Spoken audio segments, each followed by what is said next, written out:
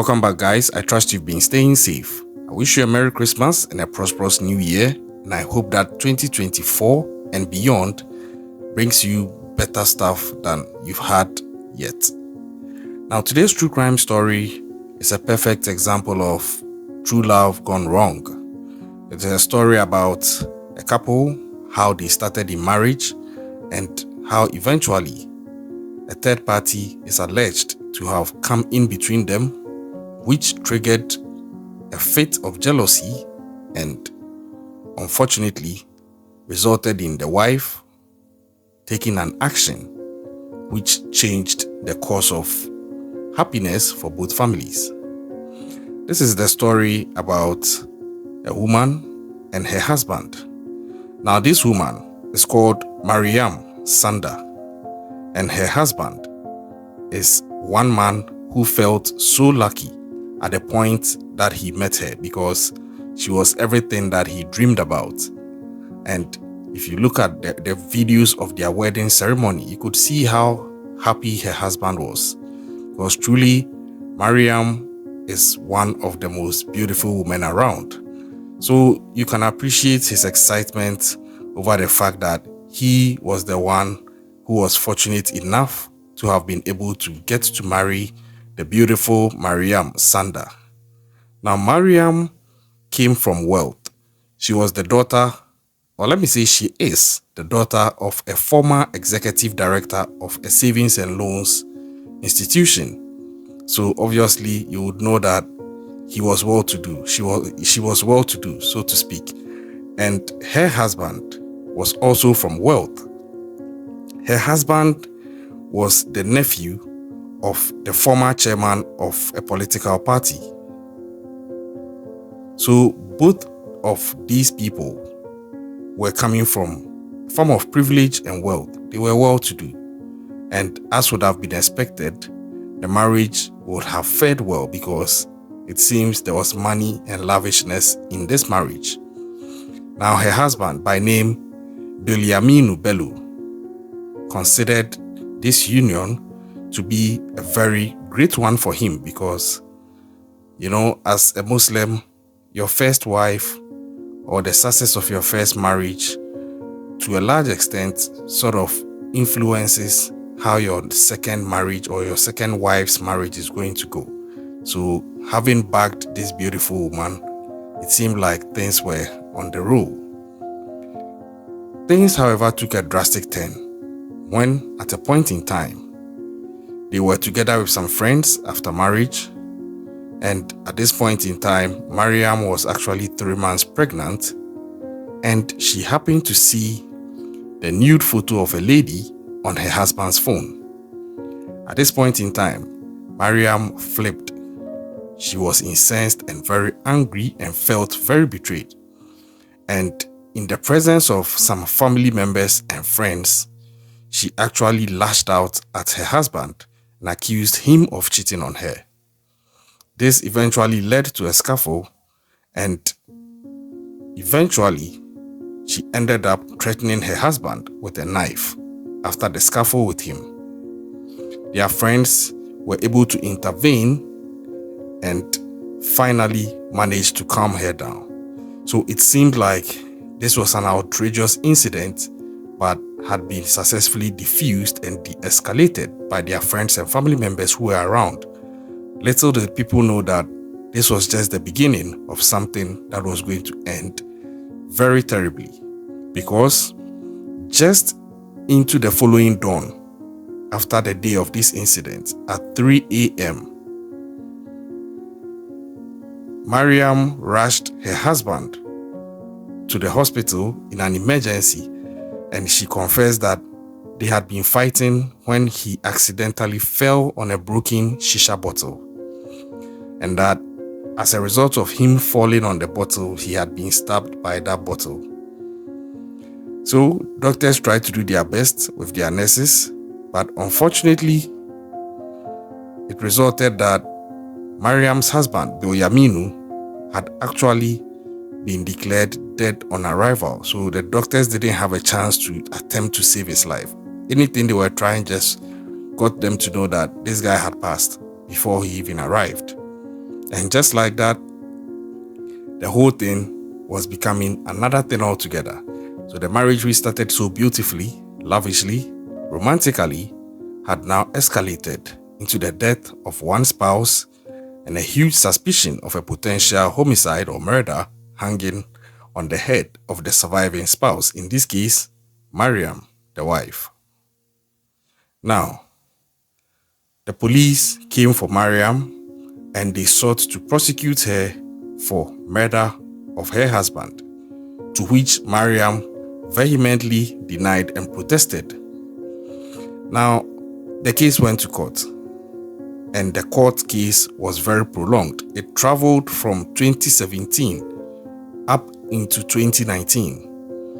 And through this period, the court heard several witnesses recounting what they knew, and the evidence that was available was also reviewed by the court.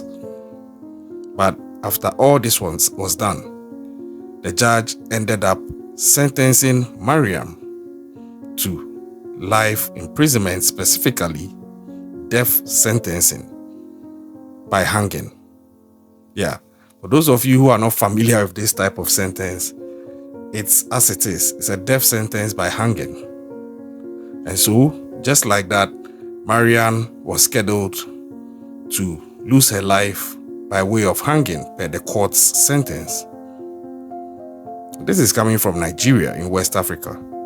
Now, the judge passed this sentence based on these number of issues per the reports I've read so far. 1.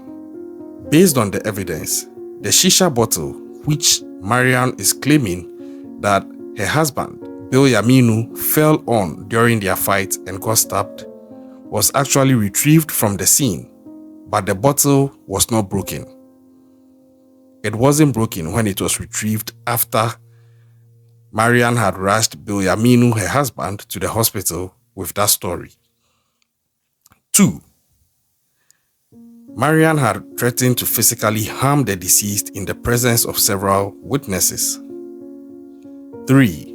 When the police arrived at the scene, Maryan's mom and their homemaid had cleaned up the traces of blood from Bilyaminu's stabbing. For me, I feel that these two people should have also been punished in one way or the other by the law, because it can be interpreted as trying to conceal evidence or trying to get rid of evidence. It's a crime scene. Why do you go cleaning things up? Unless they also want to plead ignorance, in which case someone would still say ignorance of the law is not an excuse. But, well, it is what it is.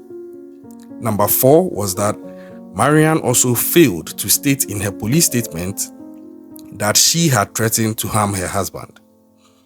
And the 5th was that since Maryan was the only one who was present at the time of her husband's death, and based on evidence that he died actually from a knife wound, the logical conclusion was that she probably took his life, because it was confirmed he was stabbed with a knife and not pierced by a broken shisha bottle, where the bottle was actually retrieved and it wasn't broken. Now, this story was very, very sad when I read it, but it centered or it hinged on 3 key things. 1, a man, in this case a husband, was allegedly cheating on his wife. 2, his wife caught him, and as a result, he's dead. And 3, this wife is going to lose her life by hanging unless she successfully appeals the decision in a higher court of justice. So when I was researching on this case, I got curious because I was wondering how the death penalty would also be successful, especially in these times of human rights and most countries trying to abolish the use of the death penalty. But sometimes some jurisdictions still stick to what they think serves the best justice, even if it's not attractive or condoned by the larger community out there. And in this case, Maryan decided to appeal the case in court. So, She did her work. She was still in police custody, of course, but with consultation with the lawyers, she did her work. They gathered whatever they were going to present to push their case, and then she submitted her appeal. What was going to be the result or outcome of this appeal? Was it going to change anything? Was it going to make any difference as to whether the courts will grant the appeal and quash the earlier decision where she was sentenced to death by hanging? Or was it going to be a fluke where nothing will change, irrespective of whatever effort Maryan and her team would put in? What do you think happened? Let me know in the comment section. You might be right. Well, the appeal court sitting in Abuja unfortunately dismissed the appeal filed by Maryan Sandah. And Maryan was trying so hard to push her case through her lawyers. In her notice of appeal, it predicated on 20 grounds that Maryan had prayed the appellate court to set aside the verdict of the lower court and acquit her on the grounds that the trial judge was tainted by bias and prejudices. She was also alleging that the presiding judge of the High Court gave the verdict despite the reasonable doubt that was created by evidence of witnesses, lack of confessional statements, the absence of the murder weapon, lack of corroboration of evidence by 2 or more witnesses, and the lack of autopsy report to determine the true cause of her husband's death. This might seem like valid points. She went on to also insist that the judge of the trial court was a complete miscarriage of justice, and she challenged the charges preferred against her and the jurisdiction of the court as evidence of bias and a denial of her right to fair hearing as constitutionally guaranteed. She therefore asked the Court of Appeal to allow her prayers and set aside her conviction and sentence and subsequently acquit her. So this was the bone of contention on the grounds of which she was seeking the appeal. But like I said, unfortunately for her, it wasn't successful because in a 2-hour judgment, the appeal court presiding judge threw out Maryan's appeal. He actually held that the court is duty bound to do justice according to law and not according to sentiments. This justice went on to indicate that the law also does not leave room for irregularities, and added that parties must conduct criminal trials according to the law. So in effect, Maryan Sandah was still left to the fate of having been sentenced to death by hanging, scheduled to be hanged. It's very unfortunate how 2 people meet themselves, fall in love, and it's the most beautiful thing in the world. But over time, they get married, and over time, things start to set in. The relationship turns sour, and sometimes it just gets to a bad point like this. There are instances where marriages go bad and they get better because the couples work on it. They weed out all the grass, they weed out all the snakes, they weed out all third parties, and they do their best to find their love and rekindle their relationship, learn from their mistakes, and do better. And unfortunately, in cases like this, between Maryan and Bilyaminu, it took a drastic turn when Maryan, as alleged or accused or sentenced, decided she was going to end her husband because she was convinced he was cheating on her. To an extent, I'm not blaming Bilyaminu, neither am I going to fully blame Maryan, but I think that both parties had a part to play in this if the facts are what they are saying they are, because for Bilyaminu, you have no business as a married man entertaining nude photos of other women on your phone. That also creates a slippery slope, and that slippery slope was not taken kindly by Maryan when she had to slide on it. She just slid all the way into a murder, and we are where we are now. Imagine how things would have been if Boyaminu ended whatever led to him receiving a nude photo from a woman before getting married to Maryan, such that he didn't carry any excess or any womanizing attitude into his marriage. And imagine, if that didn't happen, Maryan probably wouldn't have done what she had done. And also, if she had managed a bit of self-control after it happened, yeah, she could throw a fit, she could lash at him like she did, she could vent and all. But to go to the extent of taking his life, that is a whole new level of crazy. And the sad part is, she was 3 months pregnant at the time. When the whole trial was over, she had given birth to their child. But now she is also scheduled to lose her life by hanging. So in actual fact, everybody has lost, including the child. And my question is, how did we get to this point? Look, if you are out there watching this video, if you are married, take a cue from this. Problems will come, try and solve it. Murder is not the answer. Violence is not the answer.